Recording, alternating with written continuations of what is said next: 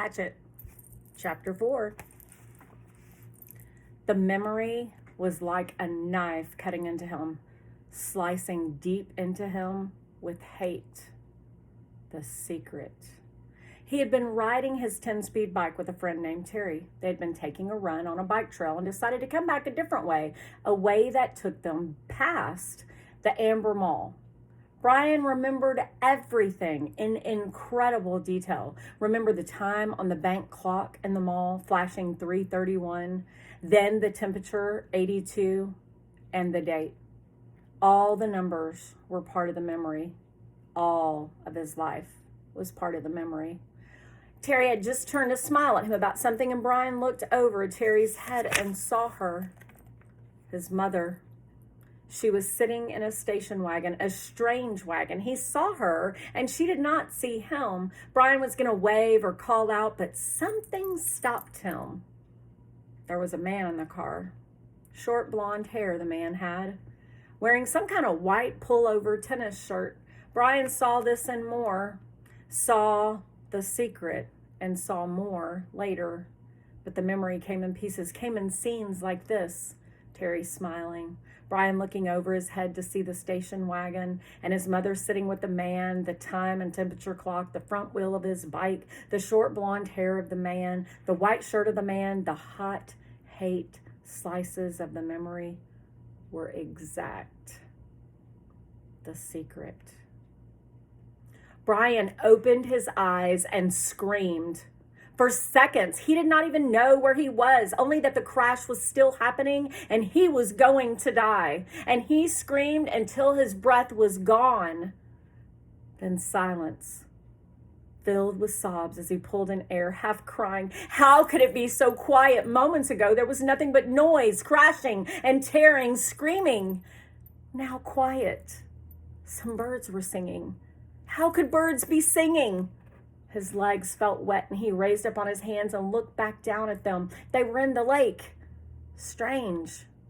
They went down into the water. He tried to move, but pain hammered into him, and it made his breath shorten into gasp, and he stopped, his legs still in the water. Pain. Memory. He turned again, and sun came across the water. Late sun cut into his eyes and made him turn away. It was over then. The crash.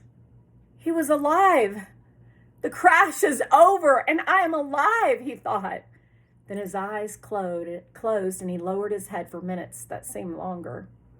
When he opened them again, it was evening, and some of the sharp pain had abated. There were many dull aches, and the crash came back to him fully.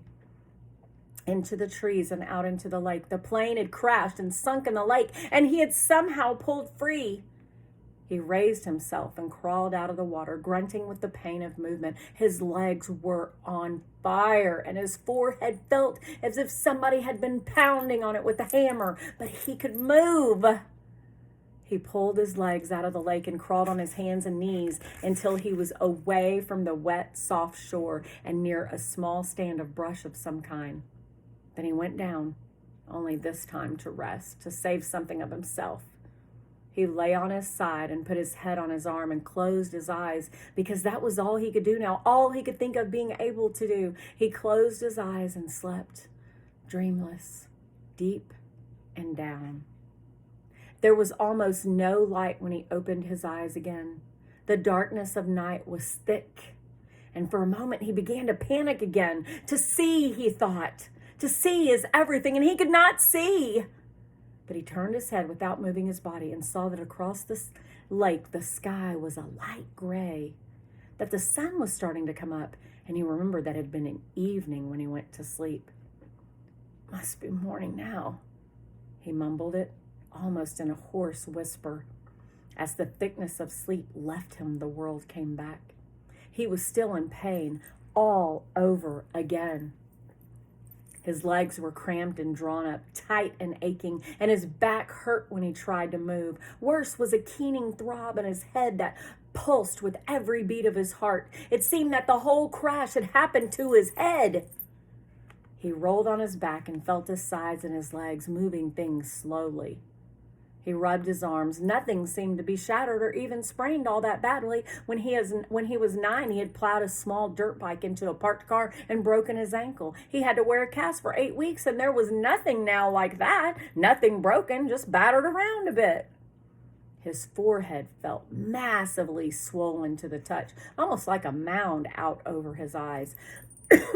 And it was so tender that when his fingers grazed at it, he nearly cried.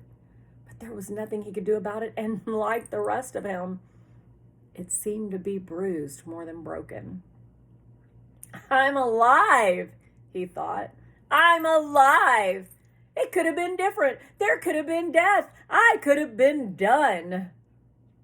Like the pilot, he thought suddenly, the pilot in the plane, down into the water, down into the blue water, strapped in the seat.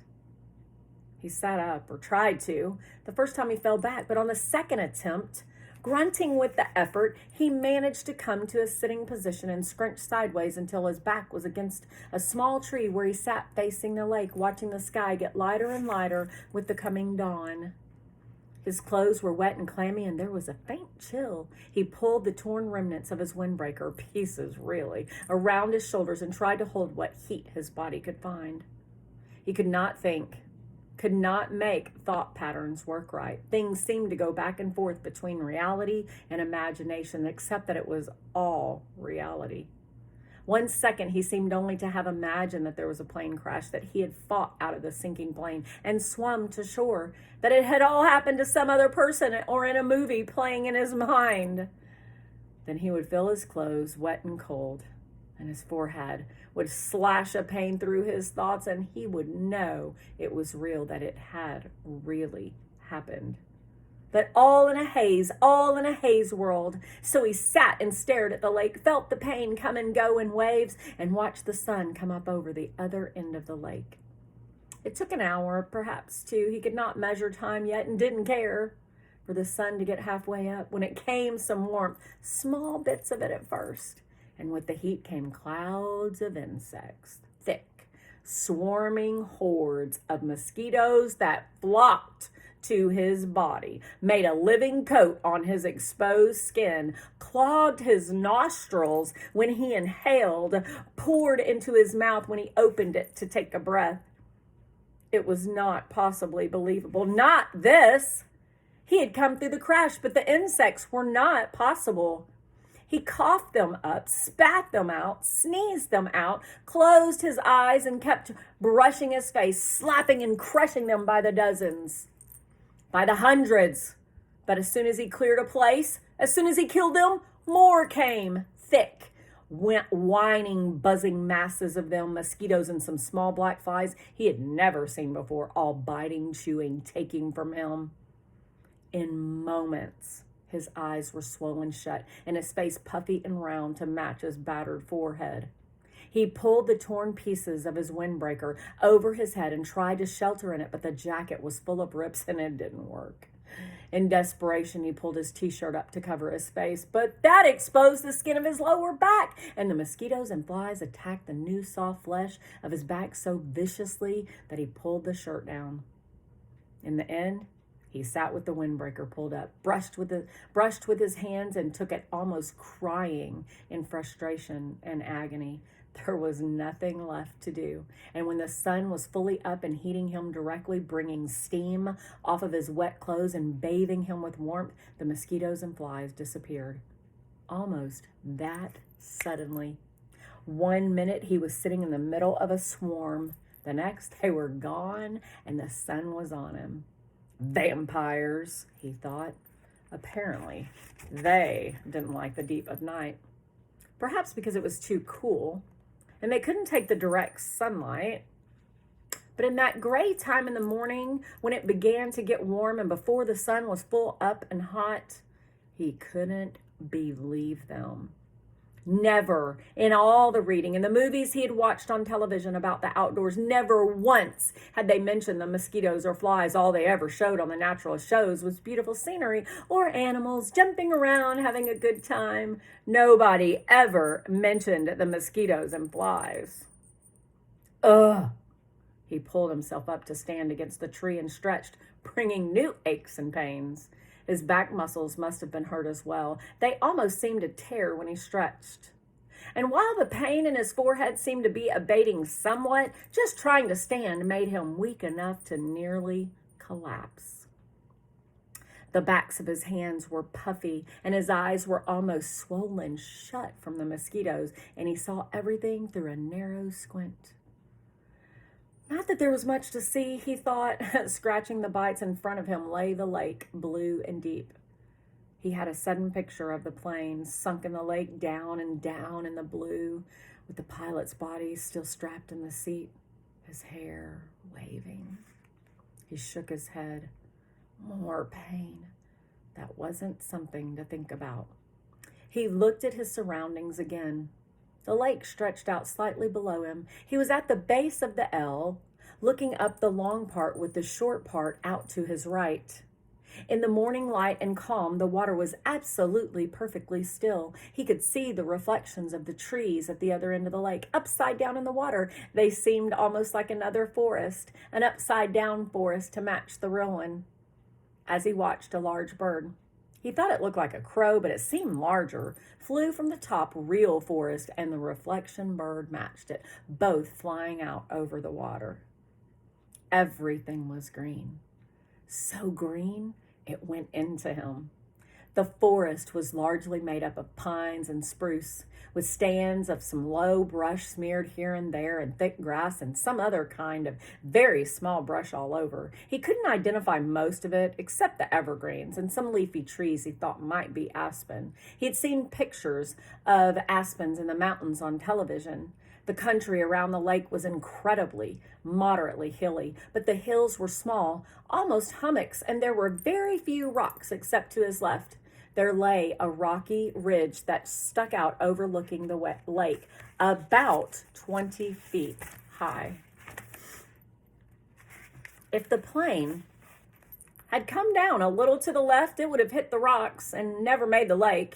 He would have been smashed, destroyed. The word came. I would have been destroyed and torn and smashed, driven into the rocks and destroyed. Luck, he thought. I have luck.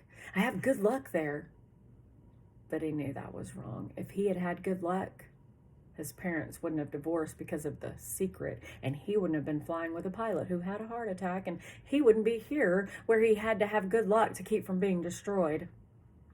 If you keep walking back from good luck, he thought, you'll come to bad luck.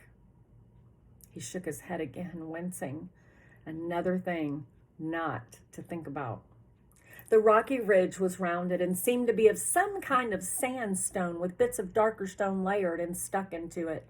Directly across the lake from it, at the inside corner of the L, was a mound of sticks and mud rising up out of the water a good 8 or 10 feet. At first, Brian couldn't place it, but knew that he somehow knew what it was. Had seen it in films. Then a small brown head popped to the surface of the water near the mound and began swimming off down the short leg of the L, leaving a V of ripples behind, and he remembered where he had seen it. It was a beaver house called a beaver lodge, in a special he'd seen on the public channel. A fish jumped.